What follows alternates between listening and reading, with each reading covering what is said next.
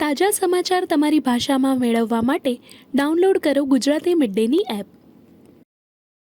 Although former President Bush and former Prime Minister Singh laid out a vision of civil nuclear cooperation nearly 20 years ago, we have yet to fully realize it. The Biden administration has determined that it is past time to take the next major step in cementing this partnership. The United States is now finalizing the necessary steps to remove long-standing regulations that have prevented civil nuclear cooperation between India's leading nuclear entities and U.S. companies. This will be an opportunity to turn the page on some of the frictions of the past and create opportunities for entities that have been on restricted lists in the United States to come off those lists and enter into deep collaboration with the United States, with our private sector, with our scientists and technologists to move civil nuclear cooperation forward. Over the years, I've noticed that people have referred to the United States and India as natural partners. It's a phrase they use, natural partners. And in many ways, that's true. Our democracies are linked, our companies are linked, our universities are linked. As you heard from Director Banerjee about the synergies between U.S. researchers and researchers right here at IIT Delhi. And more than anything else, our people are linked. But the U.S.-India partnership that we've built together is not one that just naturally sprang into existence. All of our linkages may have been necessary, but at the same time, they were insufficient to generate the outcomes that we've seen. The partnership we have built is one of intention, of choice, one of determination, of leadership, and frankly, one of perseverance and grit. Look at the U.S.-India Civil Nuclear Agreement concluded by President George W. Bush and Prime Minister Manmohan Singh, or India's designation as a major defense partner of the United States in 2016, or President Biden and Prime Minister Modi's decision to manufacture advanced jet engine technology and explore space together. None of these were natural occurrences. Step by step, we've worked to build trust, to build habits of cooperation, to move our partnership past what Prime Minister Modi has called our hesitations of history. Which brings me to another historic step in the journey. Although former President Bush and former Prime Minister Singh laid out a vision of civil nuclear cooperation nearly 20 years ago, we have yet to fully realize it. But as we work to build clean energy technologies, to enable growth in artificial intelligence, and to help U.S. and Indian energy companies unlock their innovation potential, the Biden administration has determined that it is past time to take the next major step in cementing this partnership.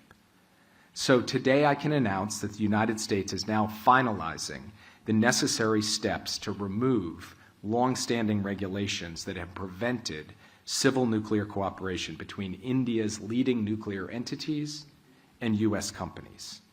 The formal paperwork will be done soon, but this will be an opportunity to turn the page on some of the frictions of the past and create opportunities for entities that have been on restricted lists in the United States to come off those lists and enter into deep collaboration with the United States, with our private sector, with our scientists and technologists to move civil nuclear cooperation forward together. This is a statement of confidence in the progress we've made and the progress we will continue to make as strategic partners and as countries who share a commitment to peaceful nuclear cooperation. It's also the result of India's open and transparent engagement with our administration over the course of 4 years, which has enabled us to open this new chapter together. Of course, none of the work we've done together over any of these years has been easy. We've had to navigate our fair share of turbulence, legacy relationships, tensions over trade, as well as over human rights and the rule of law at home and abroad. But we've navigated these issues together with our eye on the long game. And our ability to do so reflects the deep and enduring resilience between the U.S. and India, across generations, across administrations, and yes, across the aisle. This leads to my parting thought. Where do we go from here?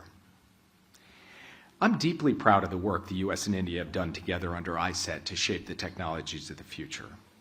I'm deeply proud of the fact that I believe we are passing the baton on to the next administration in 2 weeks' time in an even stronger position than what we inherited 4 years ago.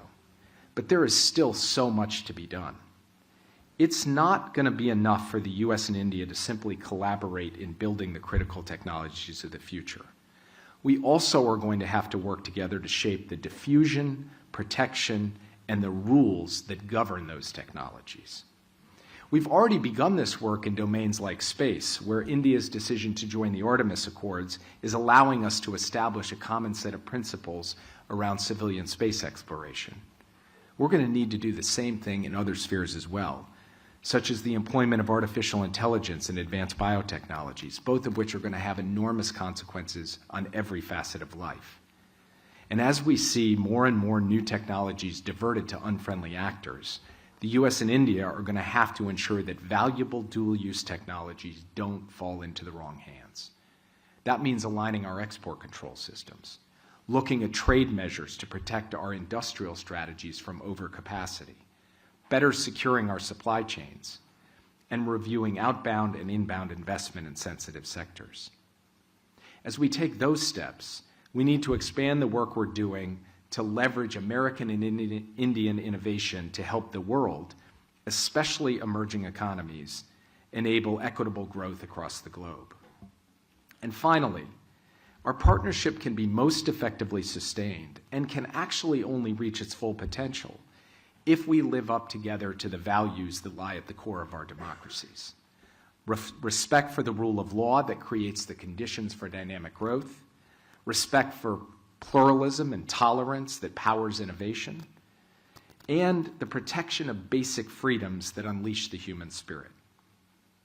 I say this as someone who fully believes that the United States can realize those aspirations, that these are the basic truths about how our democracies will grow and flourish.